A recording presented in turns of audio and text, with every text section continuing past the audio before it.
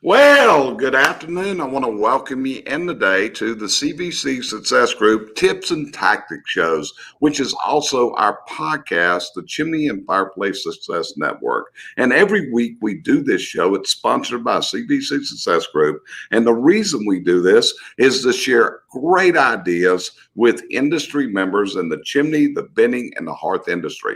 So every single week I try to bring in what I call subject matter experts, people that are expert in the industry. Well, this week I got a really big hit because you got two of them this week.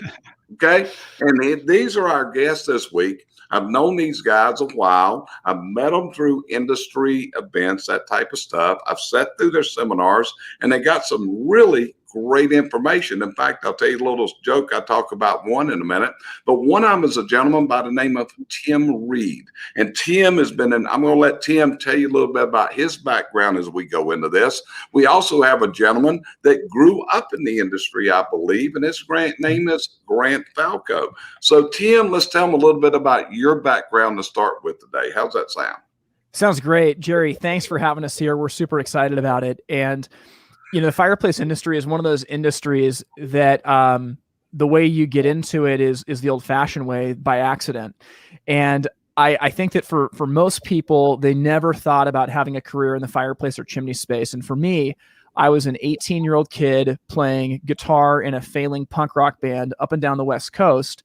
And all of a sudden, I got a call from the man who became my future father-in-law asking for help installing a wood insert. And I had no idea what a wood insert was, but I knew I needed some money, and I showed up to help him. And, there's a few more stops along the way, but that was the start of it all, was by accident. So I worked as an installer for about 4 years and then moved into a sales role. And really for probably the last 7 years or so, I've worked really intentionally to try to figure out systems and processes to help make it easier for customers to buy from us. We suffer from all kinds of complication in our industry. And Grant, was somebody that I connected with probably 4 or 5 years back. And it's just been amazing being on this journey together. That's it. So my other guest today, met him about a year ago, actually walked into a seminar at HPBA in New Orleans where, believe it or not, the world was changing because of COVID, and we had a room full of people that week. And through that week, the coronavirus kind of hit us upside the head when we were all in New Orleans. But anyway, he was there, and his name was Grant Falco. And as I did research, I found out that Grant had been in this business from his family. So, Grant, let's share with them some of your background, please, sir. Yeah, Jerry, thank you again for having us. And my story is a little bit different than Tim's. It's not by accident. I was literally born into it, like some others are in our industry that I can relate to on so many different levels as we've went through this journey. But yeah, so I think very early on that I was going to be a part of what Falco's was. And at that time, when I was younger, it was actually a nursery. And then in the early 80s, my dad started taking on fireplace products and all that stuff. And then the rest is history. I've been here at Falco's for the last 17 years, just trying to grind it out like everybody else, trying to learn as much as I can, trying to get our team to be as successful as possible. And then that's kind of graduated into the bigger vision of the Firetime magazine, the Firetime network, as soon as Tim and I kind of connected. Yeah. And this was the whole thing. Like I said, I never had met Grant, and I walked in, he was doing a seminar. He probably didn't even know I was in the room because he didn't know who I was. And it wouldn't have made no difference anyway. But anyway, it was knocking it out of the park with this seminar. But then from there, as we left New Orleans and the world of COVID started hovering and whatever, then Tim had this bright idea of starting this discussion group called the Firetime Network. And what he was having was meetings I believe it was Wednesday nights, Tim, when you were first meeting this. And it was every week during this period because Tim, like us, was trying to get back to the industry. And all of a sudden, he brought this guy in here by the name of Grant. And Grant came in, and be honest with you, Grant, you were fired up. In fact, this is what I asked him. I said, Grant, I want to know what kind of gunpowder you've been eating, because he was all over the changes that he was going to have to do in this business. So many people were retreating back in the corner. I mean, it was like scared to death. And here's this guy in Spokane, Washington, that is coming out of his bubble and coming with reality. And he's deciding this ain't going to whoop our butts. We're going to win. And that was that guy right there by the name of Grant Falco. So anyway, as it's gone on over the last year, what I've done is I've watched these guys, and Tim and I Tim did some seminars with us last year. We presented a lot of free classes back last spring. And I know, but here's the thing. I've seen these two guys that are committed to watching an industry go to an entirely new level. So Tim, tell me what it is that drives you to do that. You know, Jerry, I think it's seeing the way that the world could and should be. So part of my has been, learn this industry from the outside and seeing that the products we sell are very complex. And that's a good thing. It's why we haven't been disrupted yet by, online retail, to a large degree and Home Depot and things like that. But what got us here isn't going to continue to grow us. And I think that in our industry, there's a lot of very good people that are just in the whirlwind every single day. I saw this in different companies that I worked with where they technically owned a business, but the business just dragged them along mercilessly behind.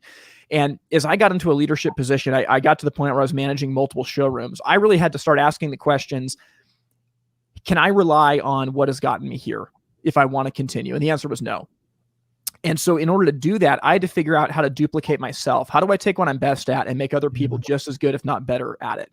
How do I look at our business in a way that makes it to where we can actually work together using technology and new ideas and the strengths of people in our company, rather than me maybe pocketing a little bit more money and not making those hires, but my life is terrible. Everything falls on me. And if I get hit by a bus, the company's sunk. Gotcha. So, Grant, what about you? You're a guy that loves to give presentations. You love to help other people. You're very sharing of your systems. What's your driving force, Grant? Why do you do this? I think I ask myself that a lot, actually, just juggling the business here and the adventure that Tim and I are on. But the answer always comes back to, I wish I earned for things as I grew in this business. And I think I earned for something like what you do, Jerry, and what the Firetime Network is giving back. So I'm 17 years down the path, and there's people that are starting their journey in year 1 and 2 that we can help out. And the fresh perspective from them, it's back and forth. So the giving back to the industry was something that I always wanted to do. I felt passionately about our industry and felt like there's a lot that you can do. Similar to Tim's journey, I felt like I needed to duplicate myself in order to grow beyond what Falco's is. And it's born from wanting to give and wanting to share to our industry that has given us so much. Well, and Grant, to piggyback on that, like, we have a lot of people ask us as we go and travel and speak and do different things, like, why are you doing this? And there's a lot of reasons, right? Like, we want to have a better world. Like, we see a vision of that. But at the same time, like, there is an element where, like, as you give, it's unbelievable how much better you get. So, like, if you actually go and teach somebody about running a business, you better run a good business. It makes you think about your business and your profession so much differently. And there was a wise man a couple thousand years ago that said it's more blessed to give than receive. And that's true in so many ways, that seriously, as we share with others, it is a superpower. And even as we started on this journey, parts of me were nervous about, like, well, what if my competition hears this, sales advice of how to run a better sales team, how to do a follow-up system. And I'm telling you, like, giving away your secrets generously, I think, sets you up to think about things like you never have before and actually get feedback from other people. When you hold things with a super tight fist, you're done, because the company's never going to get better than you. Yeah. Well, and to add to that, Jerry, you said, I love to do presentations. And the truth is I don't love to do presentations. Presentations are actually something that are really difficult for me, but there was a calling. Tim asked me, and there was a calling to give back, and what you learn through teaching and then what you get from giving back has just been tenfold ever since I've said yes to doing these presentations. I can't tell you how many connections I've made, relationships I've had that have given me so much more information to get better at business. It's constantly going back and forth. And Grant, and you run a better business because of it. Oh, there's no question. There's no question. And it's kind of like the secret sauce a little bit, because I feel almost guilty sometimes because people look at us as giving so much information, but we also are getting just as much, if not more. Let me share something with you guys, because you're really similar to this guy. Last week, I don't know if you saw this, but I interviewed a guy by the name of Tommy Mello. And Tommy Mello is the garage door king of America. This guy is unreal. So what he does, he's really similar to the three of us. He does podcasts, he does teaching and all this kind of stuff. But Tommy does a podcast. And let me tell you why Tommy does it. He's able to get great guests, and he can learn from people like Michael Gerber, John Maxwell, and other people by inviting them into his podcast. So it's a really great concept. So it's like my wife, Cheryl, she just put in there, you always get more than you give if you give it willingly. And that's coming from a Ziegler leadership coach right there. So again, this is where you guys are on it. But what you're also seeing is you're now seeing weaknesses that people cannot see in their own operations, okay? Because you're following in a lot of the things that I'm doing, which is going into the field. You're actually looking at retail stores and you give an analysis and you walk in the door. In fact, we have both worked in some of the same businesses at this point, gone in and seeing the weaknesses that are there. So by doing those visits, is it making you more keen, Grant, in picking out your own weaknesses in your business? Yeah, it makes you reflect. So in doing some of the consulting that Tim and I have been doing, and we're just early into this, first of all, it gives me a chance to reflect on my own business. And what I've gotten is a perspective that I need. So whenever I get away and I'm in someone else's business, you start to understand the things your businesses do really well. And that's not to say the businesses that we go to don't do those things really well, but the perspective gain for my own job and my own company is huge. Once you get in and start doing those things, we're all kind of the same. And what's unique to Tim and I is that we're in it, we're living it. And I think that adds a ton of value going into a company and discussing their weaknesses and strengths, of course, too. But it's a difficult thing to do, Jerry, going in and isolating weaknesses and trying to toe that line, be respectful, but also help them is difficult. And what Tim and I have is we have a proven practice or system that we've developed individually, but also brought together that really allows that process to work really well. And we have just been ecstatic on the amount of information we've been able to give. But then the crazy thing is my business doesn't do chimney sweeps very well. Let's just take that as an example. And we have went to 2 different chimney sweep companies. And I can't tell you, Jerry, how much I've learned. Respectable, amazing chimney sweep companies, and showed me a whole new world. So again, kind of goes back to that giving as much as you can, and you'll reap the benefits in whatever gifts you get. So yes, it is.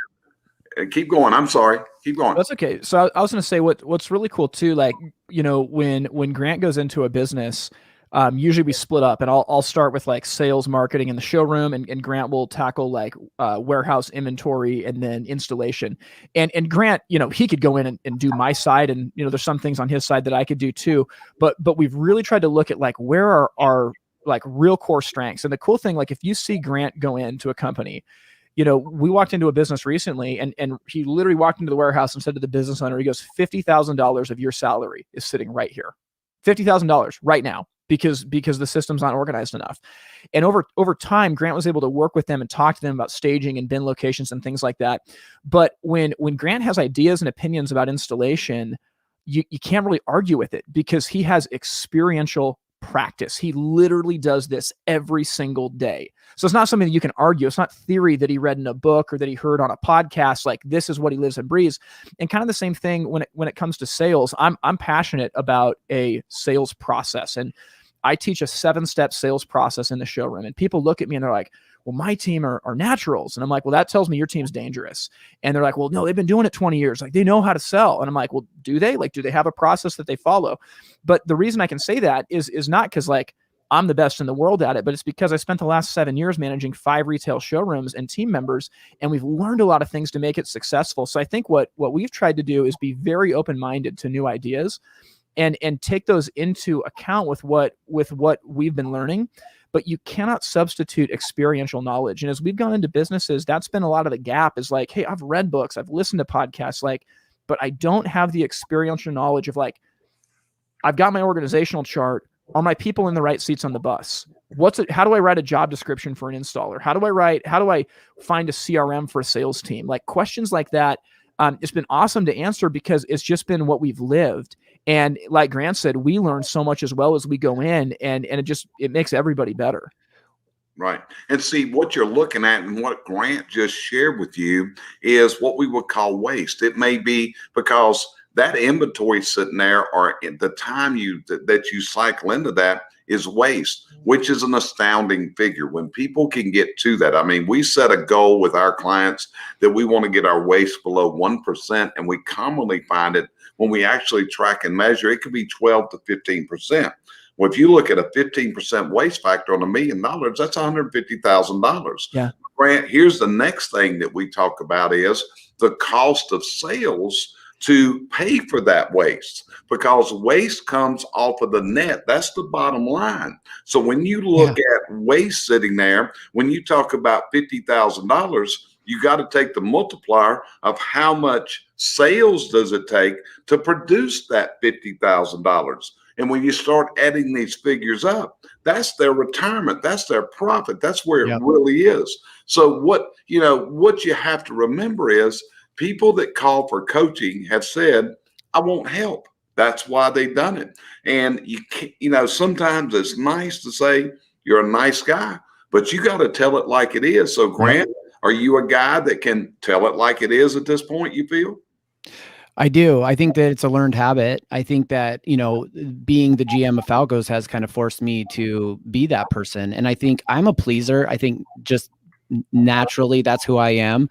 But no, I think that in order to get a certain amount out of the people that you want to perform for you, you have to hold them accountable. And that's about being direct. And I would say, Jerry, the way that that's done is by putting systems and processes in place that allow the systems and process to hold your teams accountable versus you. And that's what I did. I mean, I think a lot of us as dealers, we fight fires, and we put out this fire and we put out this fire, but we don't actually extinguish the fire. It still smolders, and then pops back up. And I think one of the things that I've learned at Falco's and has benefited me in the journey that Tim and I are on is that you have to create accountability, that actually companies earn for accountability, but very rarely do companies have a system of accountability. Well, Grant, I'm going to cut in real quick, because you talk about how culture is not everybody getting to take an hour off on Fridays or getting free cereal bars in the morning. You actually say a culture is measured by their accountability. 100%. And employees will say they don't want to be held accountable because accountable is this bad word in essence. But truly, once they are held accountable, they realize that there's 2 options. You win or you learn. There's no losing. Where, as opposed, if outside our meetings, outside of our system, I'm emotional when I hear these things. I overreact. This system of accountability has allowed me to be more direct with less emotions. So to answer your question, Jerry, the experience of going through what I've done, but most importantly, understanding that I got to solve problems permanently, has allowed us to be direct in situations where we can say we've been there before. We had to overcome the same stuff, and it really resonates. So I would say, I can, and feel good about it.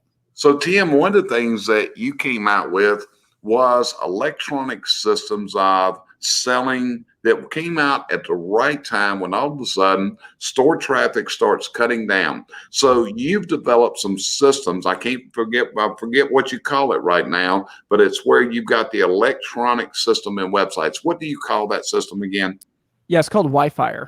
Okay, the Wi-Fi system. And I remember about a year and a half ago, you sat down, we had a meeting, and you showed me this thing. So how did this idea come up to Tim Reed? What was it that drove this Wi-Fi idea into reality? Yeah, I think a lot of it comes from being on the sales floor and seeing just the difficulty that salespeople go through. And so like, how hard is it to write up an estimate for a fireplace, right? I need to probably get out like 4 different physical price books or look at 4 different PDFs. I've got a million different SKU numbers, and there's a lot of pain in that. So what I realized early on with my sales teams is that if we could raise our estimate percentage, we would sell more, period. So we actually started tracking our door swings, and I had a pretty detailed tracking sheet where every customer finding out, who they are, what type of customer are they, what product are they looking at, did they receive an estimate, did we get a sale out of it? And as I looked at this data over the course of a couple of years, I'm just looking at the fact that we are letting hundreds of customers walk out the door every single year that came in interested in like a gas insert or a stove or a fireplace, you name it, and they didn't get an estimate. And those are customers that you never get back. So we made a lot of changes to the way that we did our quoting and our estimates. And we had a kind of a jury-rigged system where we could get an estimate out on just about any product within, really about 2 minutes. Then once we had that, it was just simply taking it to the next level and thinking like, we can automate some of this stuff. Like, why on earth are we digging through 4 different price books just to tell a consumer how much this thing costs, right? When consumers go into a showroom, they have 2 questions, only 2. And question number 1 is what's going to work in my space. Question number 2 is how much is it going to cost? But if you think about a showroom experience, me and Grant do a lot of secret shopping. Many times, the customer actually doesn't know what's going to work in their space because the salesperson doesn't ask the right questions, or they write them off as like a looky-loo.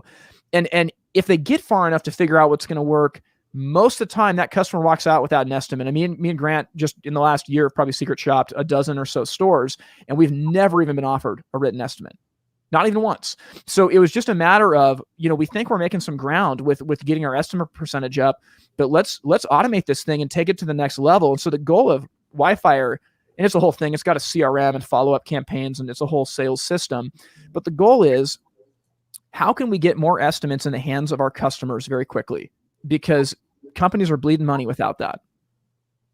Gotcha. So that's what I mean. So these were some of the ideas. What about the ability for people you came up with an idea that you could set this system up that people could go onto a website and get a preliminary quote from the website that could start I'm going to call it the customer experience. It could start the customer journey to becoming an actual customer where money changes hands. Where did that come from, Tim? It came from me having the realization that I don't care if I put my price book on the internet. So my value as a retailer is not in my price. It's just not. The data shows that consumers go to like 1.3 Hearth stores before making a buying decision. So like when I was training my sales teams, we always ask that question. Is this your first time in our showroom? Have you been anywhere else? If they have been anywhere else but you, that's a clue they are here to buy. And if they say this is the first time, you cannot count on them coming back. So you better get their information so that you can follow up and pursue the opportunity. So with all of that, we felt like, who cares if like someone knows the price of my fireplace? They're not driving across, I live in Portland, Oregon. They're not driving 45 minutes across town to compare that price. If they call up the dealer and say, how much is this fireplace? They're going to get this, gibberish about, oh, well, we got to come out to the house and it's just so hard to know. You got to come to the showroom. And that doesn't, like, just give them the price and give them a range, right? Like, so we felt like, why not ask some basic questions just like you would on the showroom floor to understand a ballpark, and then send them an estimate for a ballpark and use automated following and tools like that to nurture that sale. So, Grant, do you see the ability to sell with virtual means is the future? I mean, I do. I think that I don't know what extent, understanding our industry as a service industry, I think that there's a certain amount of physical that will still have to be in it. But I think, as we've talked about a number of times, the 3 of us and in other facets, the consumer shopping habits are changing, and people need it to be easy. That's it. They need it to be easy. And the advantage that physical stores have is if they go more digital is that they also have the trust built in. People don't buy online, not because it's always easy, but it's because they don't trust it. Maybe if you can combine those two things, we think that, a small business can do major business because just simply making it easy. The thing that Wi-Fi adds as a customer of Wi-Fi is it makes it easy for the customer to get what they want, a solution to their problem through a series of questions and a total price. A customer comes in and is looking for a solution to their problem and they need a price for it. Well, why not do it online? But the biggest advantage for a team like Falco's, where our industry is set up, Jerry, and you probably know this, a lot of Hearth retailers send out a bunch of invites through advertising, and we only sell to the people in the door. We only sell to them when they're in the door. I can tell you that there's tons of Hearth retailers out there that do not pursue. And what Wi-Fi really allows is easy pursuit of those customers. And we know how pursuit works on what phone call and the follow-ups. Our industry doesn't do it. Wi-Fi does it for you, which is a pretty huge advantage overall. Right. It's like Jeffrey Gitomer said, he was quoted this week. I had a call with him this morning. If you want to sell more, you're going to have to talk more. You got to people have got to hear where you're coming from. I mean, I put myself and Cheryl as an average consumer, actually. We've had major repairs done to our home, major remodels because of flooding this year, different things going on. We haven't visited the first showroom to pick out anything, nothing. We're in my brand new studio sitting down here in the lower end of my house. We went nowhere to pick out anything, and anybody that comes there will tell you it looks beautiful. Right now, we're remodeling a bath upstairs because we had a water leak. We have had the house painted inside, had it painted outside, the deck stained. There's been no trips anywhere because we're busy. We don't have the time to do it. So we're looking to make it easy with people, like you said, Grant, that we can trust. So Tim, what do you see as the future? Is virtual a big part? Do you agree with what I'm saying there? Yeah, virtual is a big part, and physical is not ever going to go away. I mean, and sometimes when people hear me speak, they're like, "Oh, you're just down on trying to commoditize us," and no way, that's not the end goal. Like, look at Amazon. Like, why is Amazon investing in like physical property right now? They understand like physical is the future. Like when people have the choice to buy digital or physical, and they're just as easy as each other, in many cases, they're going to buy physical, especially if it's an installed product, because there is uncertainty that comes with that. So showrooms are never going away. I think showrooms are changing dramatically, but they're not going away.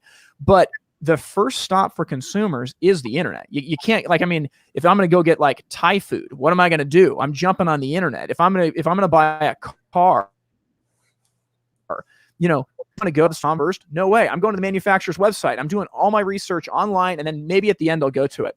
Now, there's a spectrum of customers. There's some customers that only want to talk to you when they have to at the very end. There's other customers that, they want to interact more with a local dealer. But either way, they're starting on the internet.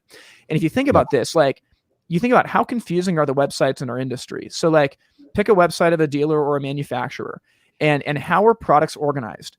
Insert, zero clearance, vent free, direct vent. Like, does a consumer know what any of those things mean? Like, no. I mean, that would literally be like going to a website for like Mercedes or Toyota. You go to look at the cars and they're written in French. And I'm like, oh, great. Like, how does it help me? And that's how we organize our websites as an industry. So I'm sitting here being like, don't organize your website that way. Like, let's talk to consumers in a way that makes sense to them. Make it easy. Like, I think about when my neighbor is in his boxer shorts at 10 o'clock at night. I want him to be able to go to a fireplace company's website and actually understand, what's going to work in his house and roughly what's it going to cost. Like, if I'm going to buy a car and I go to a car website and there's no prices posted, I'm sorry, I'm not sticking around. Like, I'm going to keep going somewhere until my problem is solved. And that's the reason, like, that e-commerce is eating retailers' lunch, because we cannot be afraid to start talking about pricing.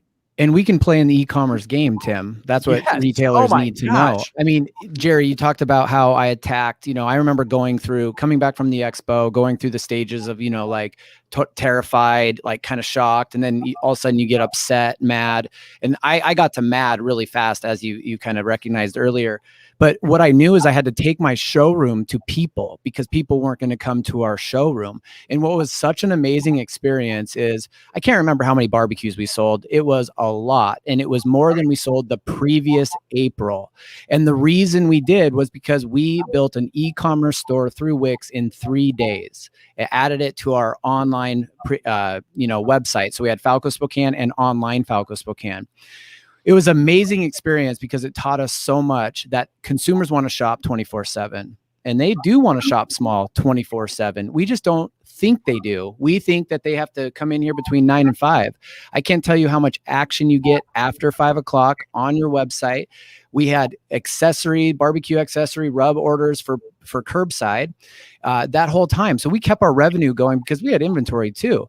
But on top of that, my sales team was nervous when everything came back that their sales were going to get stolen with online sales. And the amazing thing was that it wasn't. The customers would do all the shopping online, but they would always come in the store to get a few more questions answered and buy it. And we were in the gas grill game under $1,000 up until last year. And I think we'll sell 150 gas grills this year. And I think there's a lot of reasons, but the primary reason is our presence on e-commerce that allows the customer to shop our showroom 24/7.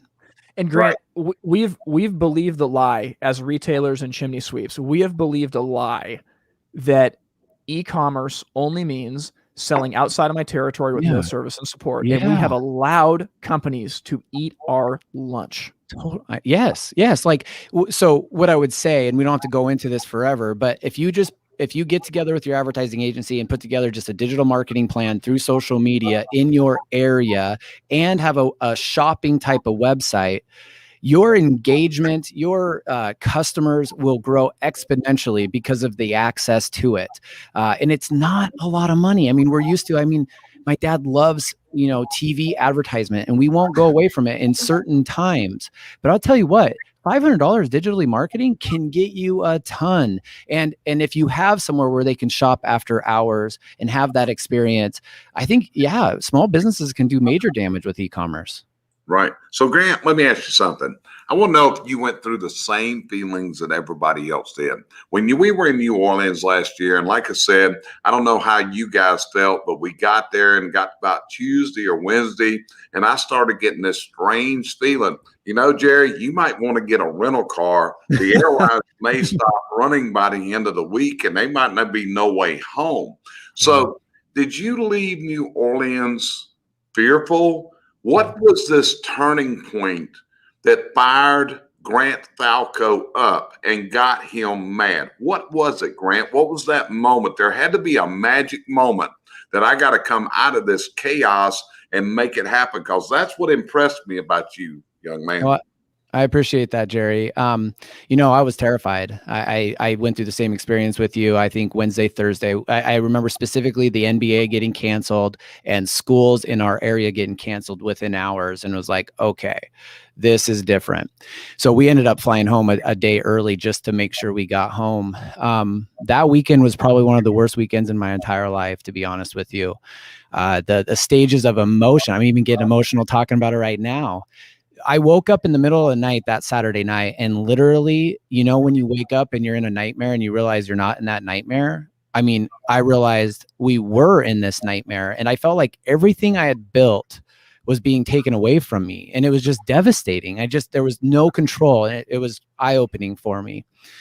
The next day I kind of sulked, and about halfway through the day, I think that moment hit where this is up to you. Like, you got 35 employees sitting there waiting to know what the direction is, waiting to know what the next steps are. And you need to have the next steps figured out. So I called a store meeting 8 a.m. Monday morning, talked from the rafters, spread everybody out in the showroom, and gave an impassioned speech about not only are we going to get through this with the whole team intact, we're going to be that much better for having went through this, and gave experience to 2008, and then put together the things that we need to do with our groups. And to when I thought everything was going to be taken away, what I realized is I had built the business for a time like this, and having the team in different teams and having me be solely responsible for operation allowed us to react fast. And we built a website. We were selling online within 3 days. We had curbside pickup established and the processes set up. And we still, we still could operate in business for installations and certain things like that. So we did everything we could, and we made it our mission to get through with the team intact. And I think that actually, Jerry, when I think back, as I've been saying this, making sure that your team knew that your goal was to keep them intact was, I think, where we got the biggest amount of buy-in. I never took a step back. I was paying them irregardless if I got PPP. And I felt like that was the right direction. It was scary at times, but it's proven itself because we came out of it just gangbusters and haven't looked back since. Well, Grant, I want to congratulate you because one of my trainings is as a leadership coach.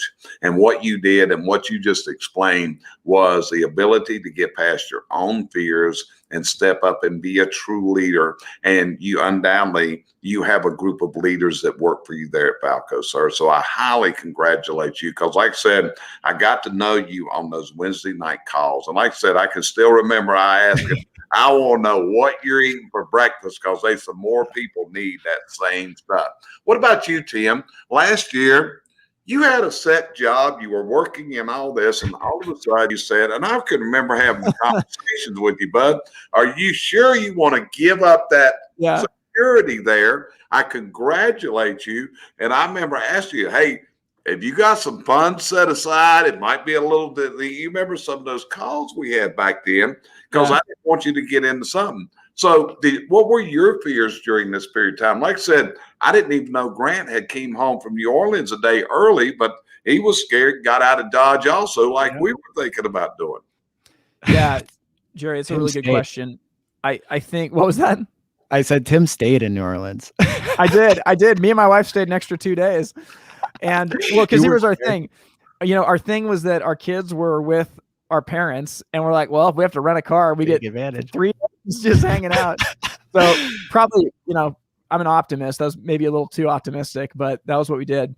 You know, it's funny. So I was getting ready to quit my job. I quit my job on April 1st, and we'd been planning it for a long time. I left on really good terms with them. And the plan was for me to go on a speaking and consulting tour. And I was going to fly to like 20 different states over the next month and a half to do a bunch of speaking and consulting work. And all of it got canceled.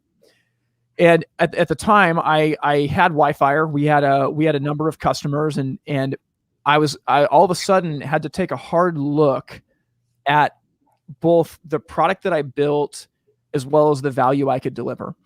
And there was probably like a month and a half, or not a month and a half, probably a week and a half of like me asking some questions of like, well, all the stuff is canceled. So like, what should I be doing?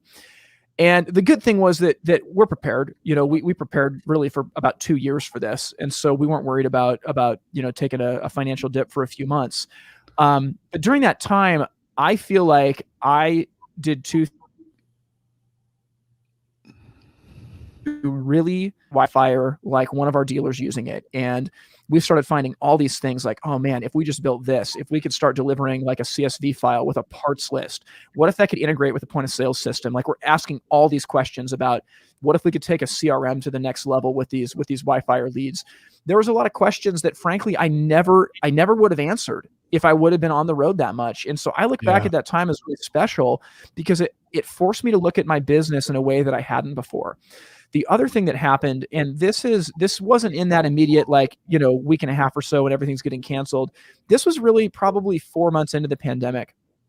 But I feel like I came to the end of my own personal strength. And what I mean by that is there's a lot of things that I'm really charismatic with. And you know, I'm confident. I love to talk about things. I love to say yes and to help people. And what I realized as Wi-Fi grew and grew, and then, and while the physical demands went away for travel, the virtual speaking demands just exploded, and consulting opportunities and all these things are coming in. And what I had to realize is that I had to focus. And so I made a couple hires where I hired a customer service person for Wi-Fi, realizing that like, yeah, I can do customer service, but if I don't make this hire, we're not going to grow. And I realized that the things that I struggle with, like this person excels at and gets life out of, and that frees up me to cash in on my strengths, putting the gas on other things. So through this, I ended up hiring a mentor who I've known for years, and he helped me really look at what are the different priorities in my life? And really right now, outside of my family, I've got two of them. I've got Wi-Fi and I've got the FireTime network. And if it doesn't fall into those buckets, it's probably not going to happen right now. And just that clarity of kind of coming to the end of myself and saying, I'm a human, I have to sleep. There's only so many things I can do. So let's actually focus on this and do less things better and not more things worse. It was really powerful. And it wouldn't have happened without the pandemic. Well, congratulations. So let's keep moving forward. The year is 2020. It's a year of chaos. It's a year we never experienced before in our lives. And then you two decided to do something else as if you didn't have enough to do all. You decided, since there was an industry trade magazine that decided they were going to cease publications, what did you two do? You said, Grant, hey, please tell the story, Grant. Yeah. So Grant, who wants to tell me the story? Tell me the story of coming alive and deciding to become on top of everything else. Now we're going to become digital publishers. Well, so Tim and I did some consulting in August of 2020, and Tim and I don't live in the same city, so we are on the phone quite a bit. But when we get together, we try to maximize our time, and really, like I think the Firetime Network has been birthed from airplane rides. Yep. So we started to just talk about, short term and then long term. What does this look like? And I think we've just kind of reanalyzed that every time we travel together, just because it's grown exponentially in that time. Just whatever we set out doing presentations as a partnership at one point, and then it's turned into a number of different things. But when we were on the plane, we came up with two things that we wanted to do, I think, and I thought just one, to be honest with you. So I wanted to do a variation of a workshop, and Tim wanted to as well, just trying to take what we've learned on the consulting and trying to do it in a more of a workshop scenario and build off basically what we've learned in these consultings. And that's something that I like when we do these consulting stuff. It's like my world. I love it. I am just in it. And that's really where we were headed. We'd made a decision to go that direction. The other thing that Tim had brought up, and I kind of dismissed, I have to admit, was a digital publication. Tim's rationale was that we were already putting out a ton of content that was we could give away and already have given away. So let's put it in the form of a magazine. And in my experience and in my what I'm good at, that just didn't fit into what I was most passionate about. So we decided to go to the workshops. But lo and behold, a couple weeks later, we get this out of the blue email about the Hearth and Home magazine ceasing to exist. And of course, right after we get that email, Tim calls and says, "So are we doing this?"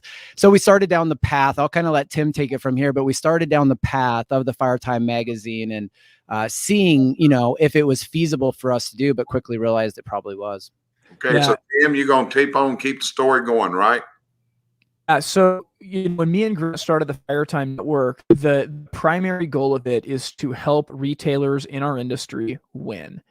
And that's the goal. We want to help small businesses and retailers and chimney sweeps and companies like this that deal with consumers win. And we thought about what's the best way to do that. So when we launched the Firetime Network about a year ago, it's a social media platform like Facebook for the fireplace industry. And we host events and meetups and stuff like that. I guess in the non-pandemic world we do. And that was a big deal for us. And as I started thinking about it, I'm like, well, we're already posting regularly inside the Firetime Network. We already have an audience of people. We have the Firetime podcast that produces a number of episodes every year. And one of my passions is writing. I'm in love with writing. And so I was writing blog posts and things like that. And I felt like we've already kind of got the bones of this. So I put together a little business model, and I thought that the magic of making this thing work would be if we have a contributor team all over the country of people who are actually doing the work, working at every level of the industry. So we put it together, and as we looked at that versus the workshop, we kind of both said they're both good, but there's a lot of competition right now. There's a couple of industry magazines, Hearth and Home is like the clear champion. And if we do this, it's going to ruffle feathers. So let's not unnecessarily ruffle feathers. Let's put this on the shelf for 2022 or 2023. And for the year of 2021, let's go all in on workshops. Well, after we got that email about Hearth and Home, we looked at each other and said, no, we got the business model drawn up. It's time to go all in on the magazine. And now that it's here, we feel like this has actually given us clarity. The magazine, similar to the pandemic in my situation a year ago, the magazine forced us to answer the question, what is the Fire Time Network? What is it? You know, because before we've been like, well, it's like a group of people that help each other, and like we kind of do happy hour calls, but what is it? The magazine made us really solidify this, and we came down with like, here's what the Fire Time Network is. It's community, it's a podcast, it's a digital magazine, it's consulting, and it's a workshop, all trying to help retailers in our industry win. And without the magazine, we wouldn't have had that clarity. And the response has just been incredible. Our first issue came out about 2.5 weeks ago. And I'm reading it as a consumer being like, this content is out of this world. I've never seen anything like it, because I didn't write most of it. It came from people all over North America and even South America who work in the trenches every single day. Let me tell you something about your first issue. You had a guy in the first issue who has sold his distribution business named Alan Newkirk. Yeah. And anyway, Alan was in there. And Alan and I go back a long way, okay? I remember when Alan worked for Appalachian Stoves as a rep, okay? That's how far we go back. So I hadn't talked to Alan in years. It's like, I got to touch base. So actually, I called up Alan that day. I said, hey, brother, tell me what's going on with you in this world. So what you're actually doing is you're actually bringing friendships and relationships back together. And when I looked, it's like the other day, I was listening to your podcast today, and it was the Ryan Blake podcast. And I know Ryan, you know Ryan, we all know Ryan out there in Aberdeen, Washington.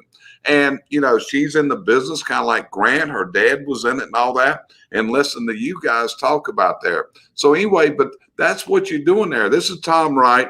Look at there. Tom Wright, somebody I've known for many years. 28 years ago, Jerry gave me 10 minutes of his time and advice. Today, we have a thriving business and 15 superstar partners that carry the load daily. Thank you, Jerry. And guys, good job, Tom. That's it. That's what this is all about. A lot of times people wonder. I mean, I'm past retirement age. You guys are young. You got a lot of ways to go. And that was the whole thing about this show today and why I promoted it. Young guns. That's what you guys are. You coming out of the gate with some energy, and it's phenomenal energy. And old guys like me, man, the neat thing is that we can have a great communication. I can see there. You guys see the past, but you're seeing the future, and you're going to be here to guide it. So, you know, so Tim, here's the thing. What's your parting thoughts for this today? What would you share with our listeners? Keeping in mind, a lot of people are going to be catching the replay. So what would you share with them as your closing thoughts? Yeah, that's a good question. I think it would be that there is still so much value to be had from the older generation. So like, yeah, me and Grant are young. We're excited. We think that there's some really cool ideas that we can put in place in the industry. But I feel like if you watch Grant's behavior, like he's always trying to seek out older people that have worked in the industry, that like Grant's dad, Louis Falco, is so many people through our travels that we've been able to learn from, where if you're older and in this industry, like you still have something to bring to the table. I think about, for me, the best true salesperson I've ever met in this industry is a gentleman named Pat Budson. And Pat's about probably 80, 81 right now. And he worked for me for a number of years when he was in his mid to late 70s. And even though he worked for me, he was my mentor. And there was so much that I was able to glean from his old school mentality. So I think the biggest thing is that if you're young, like find older people in the industry, and maybe there's going to be some ideas you can't put into play, but there's so much wisdom to be had there. If you're older, realize that you have something to bring to the table, but you need to listen to new ideas. What builds a company in the first generation, and I would say our industry is really coming to the end of the first generation. We really started back in like the 70s or so, and we're coming to the end of it. What builds a company in that first generation is blood, sweat, and tears. When you don't have an answer, push harder, because that's all you can do. When your industry gains some maturity and you're no longer worried about, am I going to go out of business like tomorrow if I don't push this? That's where a lot of our companies are now. And when you get to that level, you have to change your mentality. Now, like that grit and determination that got you here, that doesn't have to go away, but you have to think differently. You have to delegate. You have to think about systems and processes. How do I duplicate myself? How big of a company do I want to run? And I think that a lot of the younger generation kind of intuitively understands that a little bit. And there's an amazing synergy between kind of new innovation, ideas, and technology with just the old school like work ethic and determination. So my parting shot would be that if you're young, get a mentor. And if you're old, open yourself up to new ideas. That's great. So, Grant, it's all on you. What's your parting advice from a young gun looking at it that was raised in the business, that's had his butt kicked, came back to life, and it just 2020 was a change in your life? What do you see, my friend? Well, I want to reiterate everything that Tim said in regards to, the people that have been here before us. I mean, I'm taking over a 4th generation family business, and it's really hard to change a business or an industry because it's needed without making the previous people feel like they did something wrong. And so, Tim and I have tried to balance this with bringing something new to the table, but with paying ultimate respect to the people that have been here before us, because we wouldn't be here. What I will part with is that every hearth retailer and chimney sweep listening to this, whether you're an installer, service guy, salesperson, owner, you all have value and you all have a ton to give, and we need you to give it. Tim asked me 3 years ago to start speaking. I did not want to do it, but I had a calling to say yes to things that I was scared of. And then I have people telling me that I give them all this value, and you just don't realize it. And it actually makes you self-reflect, and it makes you a better business person. So just say, everybody that is going to see this, listen to this, you all have it within you, and maybe take a step outside and do some presentations, do some educating. It really is a powerful tool that you have within you, and we just want people to know that. Yeah. Okay. Well, gentlemen, I want to appreciate you taking your time out today. You both got busy schedules. We all have. But it's part of your effort to give back and to help others. And I also want to tell you, hey, I think the hearth industry is in excellent shape going forward, because it's got guys like you and gals like you. Don't there's more of you out there, but you're actually going to take this into the next level. So I just want to thank you for both being here today. I think you've shared a tremendous amount of wisdom, and I want you to both to know, as an old timer, I'm proud of both of you to see what y'all are doing to help this industry go where many of us envisioned for 40 years ago of what it could become.